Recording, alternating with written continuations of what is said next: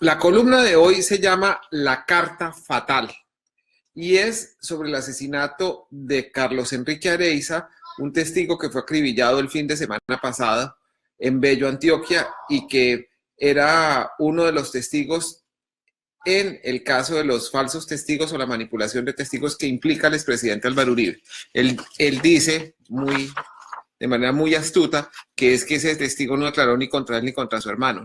No está en la investigación en esa condición, está en la condición de haber declarado contra Iván Cepeda después de haberse reunido con gente cercana al expresidente Uribe, de cambiar sus versiones iniciales sobre el caso de Luis Alfredo Ramos y señalar a Iván Cepeda. Bueno, empecemos. La carta fatal. Carlos Enrique Areiza sabía que tenía los días contados. El antiguo paramilitar conocía demasiados secretos. Tenía claro como pocos el funcionamiento de las mafias en Bello, su pueblo natal, y cuáles eran los políticos que trabajaban para esos clanes. También estaba familiarizado con los poderosos aliados que la oficina de Envigado tiene en la legalidad. Sin embargo, según lo declaró ante la justicia, su mayor temor venía de unos papeles en blanco que había firmado. En su última declaración ante Sandra Yepes, la magistrada auxiliar de la Corte Suprema de Justicia, Areiza dio a entender que paradójicamente donde se sentía más seguro era en la cárcel. Comillas. Uno sabe que uno sale de acá y uno no tiene ya país para vivir. Y yo saldré de aquí y yo pienso que a mí me asesinan ligero. Cierra comillas. Todos estos videos ustedes los pueden ver en semana.com. Tenía razón. El pretendido beneficio de casa por cárcel que le concedieron le permitió a sus enemigos matarlo el pasado fin de semana. Carlos Enrique Areiza, de 38 años, ya no quería contar nada de lo que sabía. Comillas. Si yo llego a entregar pruebas o si llego a ubicar las pruebas de algunas personas, me desaparecen totalmente a mí y a mi familia. Y uno a veces prefiere echarle tierra a ciertos asuntos. Cierra comillas. El hombre, que había pasado la mayor parte de su vida entre bandidos, temblaba de miedo cuando la magistrada investigadora le preguntó por la historia de una carta en la que aparecía su firma. Comillas. Doctora, yo no quisiera hablar de ese tema, porque detrás de ese tema viene una situación muy delicada, doctora, demasiado delicada. Cierra comillas. Cuando la magistrada le preguntó a qué temía, Areiza contestó, abre comillas. Frente a lo que rodeó esa carta, yo le tengo mucho miedo a esa situación, porque es una situación muy delicada, porque ahí hay personas que estuvieron involucradas, que son muy delicadas, doctora. Vuelvo y le digo, ahí es donde uno empieza a temer por su vida, pero frente a esa carta hay una situación demasiadamente delicada, cierra comillas. Areiza se mostraba aterrorizado cuando le hablaban de la carta en la que supuestamente se retractaba de sus señalamientos contra el exgobernador de Antioquia, Luis Alfredo Ramos, y decía, en cambio, que había sido presionado por el senador Iván Cepeda para atestiguar. En esa diligencia aclaró que realmente él no había escrito eso. Comillas. No, yo firmé 2 hojas en blanco a la persona que me visitó, y esas 2 hojas eran una prueba de confianza para no terminar yo muerto después. Cierra comillas. Tenía pánico de contar a quién le había firmado esos papeles en blanco. Comillas. Doctora, es que si le digo el nombre también tendré que contarle la historia y ahí es donde yo me complico la vida. Doctora, cierra comillas.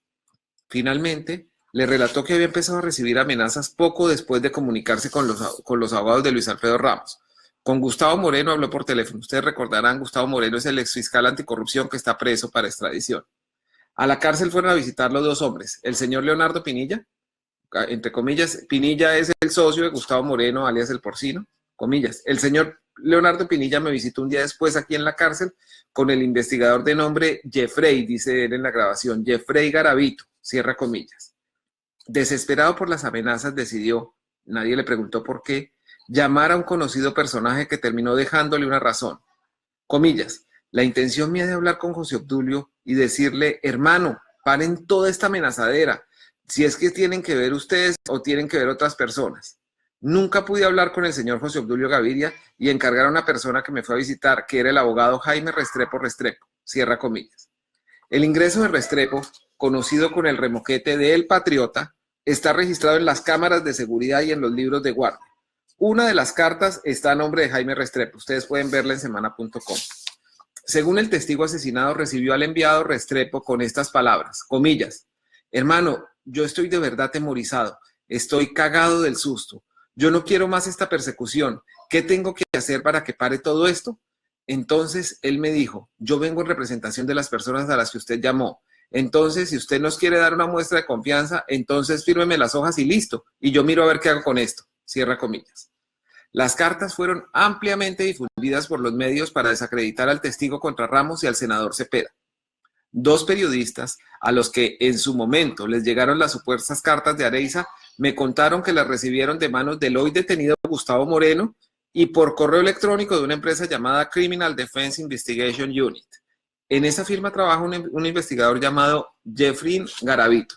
Recuerden que él hablaba de un Jeffrey Garavito. Epílogo. La Corte Suprema de Justicia pidió protección especial para los testigos Juan Guillermo Monsalve, Pablo Hernán Sierra y Carlos Areiza. Areiza ya está muerto y Monsalve está siendo sometido a un concierto de amenazas y presiones para que cambie su testimonio. También en semana.com pueden ver ustedes el documento en donde la Corte pide especial protección para ese testigo. Entonces, vamos a ver algunas preguntas de las que ustedes han mandado. Juanita Díaz Ruán. Con la muerte de este hombre, testigo, se frena lo que se tenía para acusar a Uribe Vélez de los delitos de manipulación de falsos testigos, o sea, ¿es otro caso más que quedaría en la impunidad? Pues realmente no. Hay varios testigos y hay otro tipo de pruebas técnicas, grabaciones de audio que se conocieron hace unos días y otras que estarán por conocerse. Y otros testigos que existen son Juan Guillermo Monsalve, que está en la cárcel Picota y que ha sido sometido a grandes presiones, y Pablo Hernán Sierra, alias Pipintá, que está preso en la cárcel de Itagüí. Manuel Leonardo Navarro, mi pregunta es, ¿cómo es que la DEA interviene, investiga y captura a Santrich? Y estoy de acuerdo con que lo judicialicen si es necesario, pero por parte de Estados Unidos no prosperan los casos contra Uribe, donde existen pruebas más contundentes, grabaciones, testimonios, asesinatos por montones. ¿Qué vínculo más aparte paramilitar tiene Álvaro Uribe con Estados Unidos para que ellos también se hagan los de la vista gorda ante semejante bandido? Gracias y saludos. Es un comentario más que una pregunta, y si es una pregunta no la puedo contestar como en la canción de Juanito. ¿Se acuerdan, Juanita? Tu pregunta no la puedo contestar. Bueno. Carlos Alberto Bonilla.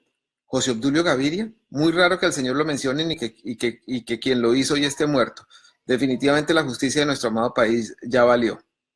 Marta Aguilar. Daniel, buen día. Te pregunto por qué será que nuestros colombianos sufren de amnesia.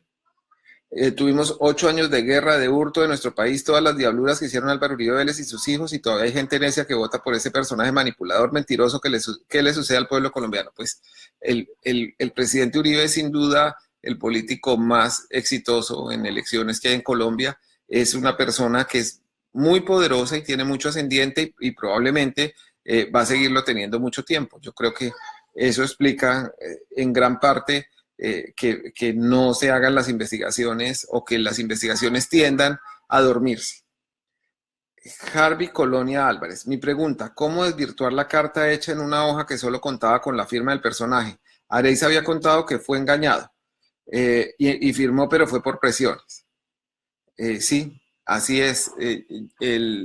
Hay varias cartas. Yo incluso recibí copias de algunas de las que le llegaron a periodistas en su época y tengo, pues, digamos, toda la trazabilidad electrónica del origen. Pienso que es interesante que las autoridades hagan el cotejo de caligrafía, a ver si las letras que se le atribuyen a Areiza son o no de él. Aldemar Restrepo me pregunta que si temo por mi vida. Algunas veces sí, tengo la ventaja ahora de que vivo fuera de Colombia y eso pues me hace tener cierta tranquilidad, pero sí, le confieso que de vez en cuando temo. Olger López Toscano. Videla, Stroessner y Pinochet sumados, 3 al lado del monstruo que oculto vive entre nosotros. ¿Qué más faltará? ¿Algún día tocaremos fondo? Miller Mario Nizo me dice, no hable más de Uribe, ya estoy mando. Me imagino que es otra palabra la que quiere decir. Hablemos del caso Santrich, Sobrino Márquez y el Paisa. Señor Nizo, realmente esto es una columna de opinión, no una emisora de complacencias. No es que usted me ponga el tema y yo hable del tema que usted quiera, sino pues yo escojo el tema autónomamente y si a usted le gusta, pues yo estoy muy complacido. Mauro Oscar, don Daniel, ¿no será que su miedo a perder la concesión del Canal 1 le está restando objetividad en sus últimas columnas? No, señor, ni en mis últimas ni en las primeras. Es que las columnas son de opinión, no tienen que ser objetivas. Primero. Segundo, lo de la concesión del Canal 1 es un cuento largamente explotado por el expresidente Uribe y les voy a contar hoy de una vez por todas de qué se trata. Primero, es una concesión de la que yo soy accionista minoritario, o más bien, la empresa, una de las empresas a la que yo pertenezco es accionista minoritario y yo a la vez soy accionista de esa empresa. La concesión no es gratis, como la ha querido presentar el presidente Uribe o el expresidente por fortuna Uribe, sino es una concesión por la que pagamos algo más de 100.000 millones de pesos, no yo como le digo que soy accionista minoritario, sino la empresa plural de la cual hacen parte RTI, CMI, NTC y Hemisphere, y esos más de 100.000 millones de pesos son un costo más que alto por ese tipo de concesión, sobre todo en estas épocas de la televisión. Esa además no es la concesión de un canal de televisión como Caracol y RCN, sino la concesión para la programación de unos espacios de televisión que ocupan todo el canal. Eso no es como lo han pintado y además me parece que es un juego fácil en el que uno no puede caer, que es que el que denuncia es porque es malo, es porque es deshonesto y el honesto es el investigado. Antonio Talavera. El problema que tenía Areiza de su pasado, al margen de su prontuario paramilitar y criminal, y al parecer algo que ya no les convenía a ciertos patrocinadores, eran los tantos y distintos escenarios en los que él fue testigo clave.